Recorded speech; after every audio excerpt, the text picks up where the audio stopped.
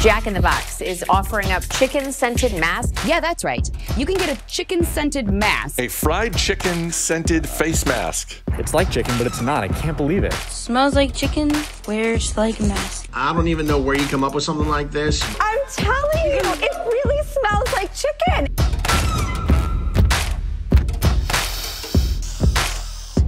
It kind of smells like the early 1990s. Is that paprika? Very chickeny.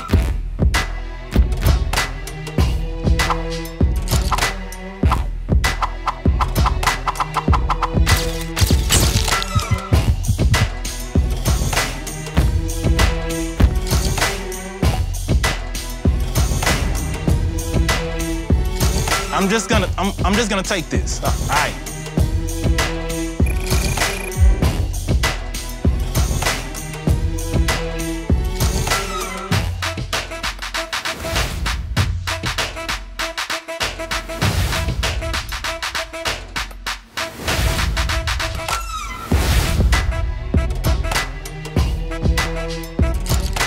Very chickeny.